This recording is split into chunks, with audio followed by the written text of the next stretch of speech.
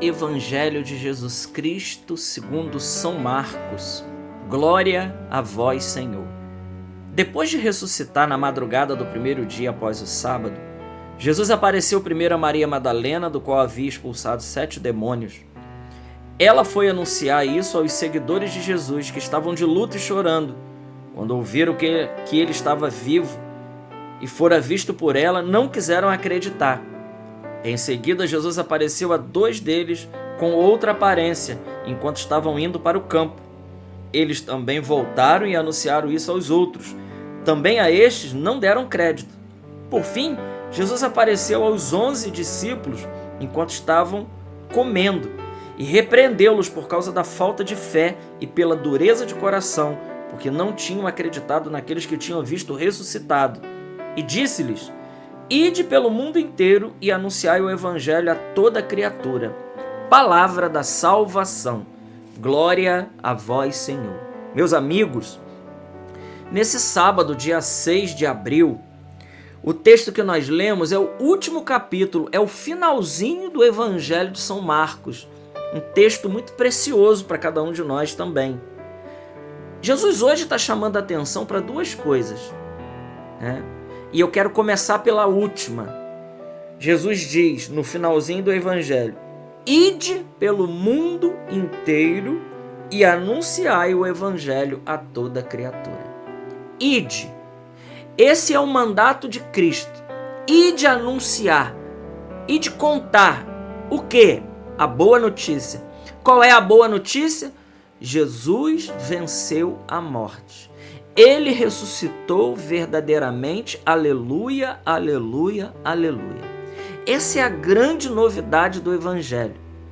Anunciar o Evangelho de Cristo é anunciar os pontos centrais da nossa fé. E um dos pontos centrais da nossa fé consiste, mesmo que muitas pessoas não vão dar crédito àquilo que a gente fala, e aqui nós vemos isso muito claro. Jesus aparece para Maria Madalena, não dão crédito a ela. Jesus aparece para os 2 discípulos de Emaús, não dão crédito a eles. E por fim Jesus aparece aos 11, repreendendo eles a falta de fé e a dureza do coração. Depois ainda tem o Tomé, né? Que também não acredita quando dizem que Jesus apareceu ali para os 11. Ainda tem uma terceira figura que também não acredita. Então isso para nós precisa ficar claro o seguinte: a nossa missão é falar de Jesus, é anunciar a boa nova. E aqui, irmãos, muita atenção, porque nós não somos chamados a falar de nós mesmos. Aqui que está o bonito da mensagem do Evangelho. A não ser quando seja preciso dar um pequeno testemunho a respeito do que Deus fez na nossa vida. Me desculpa, queridos irmãos, mas a nossa vida ela não importa muito, porque não é a nossa vida, é o que Cristo fez em nós. É Ele, não é o que nós fazemos, é o que Cristo fez em nós. Então o testemunho ele é válido nesse ponto, porque muitas das vezes a gente vê quantas pessoas centralizam em si, né? E querem arrastar pessoas para si. Não, isso está errado. Nós não arrastamos nenhum seguidores para nós. Não. Por isso aqui na meditação do Evangelho de cada dia não é a minha palavra, é a palavra de Cristo. E eu sei que muitas vezes essa palavra ela fere alguns corações que nos seguem. Ela fere alguns corações. Mas veja, não é a minha palavra. Eu aqui não estou dizendo o que eu penso, o que eu acho. Eu estou só reproduzindo a palavra de Deus. Por quê? Porque nós somos chamados a evangelizar. Nós somos chamados a anunciar a boa notícia. Ora, se vivemos num mundo que tem prazer e tem audiência em dar péssimas notícias, ora, nós somos chamados a fazer a diferença no nosso tempo.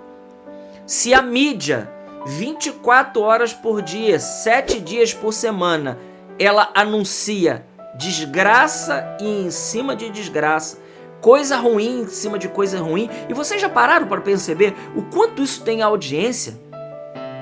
O quanto isso intoxica muitas almas e deixa pessoas nervosas, medrosas, depressivas, porque passam o dia bebendo dessas realidades? Não, nós somos chamados a trazer a esperança cristã, a verdadeira esperança cristã.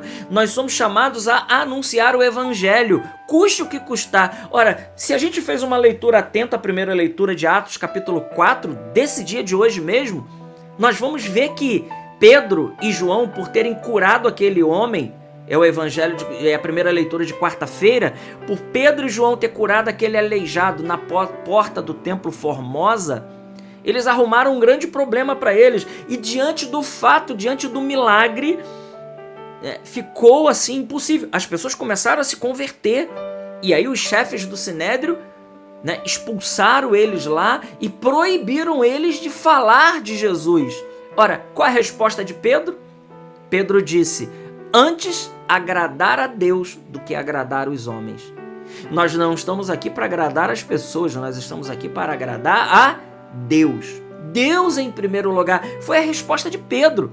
Pedro falou: olha, vocês querem que a gente pare de falar de Jesus, mas não temos como parar de falar daquilo que nós vimos. Daquilo que, como São João vai dizer, nós tocamos no verbo da vida. Não tem como dizer ao contrário, não tem como negar essa realidade. Isso está aqui, palpável diante dos nossos olhos, não tem como dizer ao contrário. Essa é a realidade, irmãos. Essa é a realidade maravilhosa. Ide pelo mundo inteiro e anunciai o evangelho a toda criatura. São Paulo vai dizer na carta a Timóteo que nós devemos pregar o evangelho oportuna e importunamente, não fazendo proselitismo. Não é isso que São Paulo está dizendo lá. O que São Paulo está dizendo, traduzido em miúdos, é que nós muitas vezes perdemos muito tempo em anunciar Jesus. Perdemos muito tempo com coisas passageiras, com coisas banais, com coisas que não edificam, com coisas que não constroem. Não, nós não podemos perder tanto tempo. Nós somos chamados. Existe uma multidão de pessoas que precisam conhecer a Jesus, que precisam do toque do Senhor. São Paulo diz também em 1 Coríntios 9,16: ai de mim se eu não anunciar o evangelho. E veja, quem é que tem esse mandato de Cristo? Ora, todo batizado, ele tem a missão, o munus, a palavra munus significa missão, de pregar o evangelho. E São Francisco disse: pregue sempre, às vezes use palavras. São Francisco está dizendo que a melhor pregação, não é simplesmente a gente pegar uma Bíblia e ir para a praça pública e ficar lá falando na cabeça de quem não quer ouvir. Não. A melhor pregação, a mais eficaz, é aquela que é feita com a vida. É aquela que é comprovada no dia a dia. E as pessoas verão que nós somos diferentes nas nossas atitudes, no nosso modo de falar, no nosso modo de responder quando pressionados, no nosso modo de dar uma resposta a esse mundo com relação aos valores inegociáveis da fé, os valores inegociáveis da vida. É no dia a dia que nós vamos fazendo a diferença. E claro, quando possível, use palavras, como diz São Francisco. Use palavras quando possível, quando tiver uma abertura. É aí que a gente precisa anunciar prontamente o querigma. O querigma precisa ser anunciado.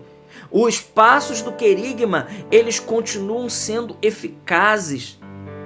Não adianta, olha, desculpa dizer, amigos, mas autoajuda não vai salvar ninguém. Porque essa autoajuda é assim, eu resolvo os meus problemas.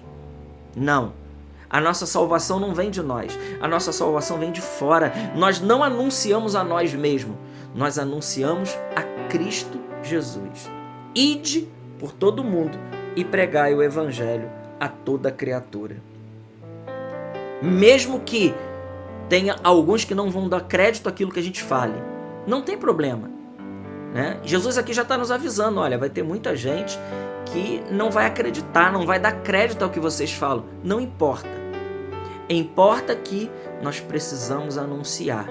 Um prega, outro rega, mas quem faz crescer é Deus. Ele é que faz germinar no tempo certo, mas nós precisamos semear a boa semente da palavra de Deus. Você é chamado a isso, você é chamado a ser um evangelizador. Glória ao Pai, ao Filho e ao Espírito Santo, como era no princípio, agora e sempre. Amém. Salve Maria Imaculada.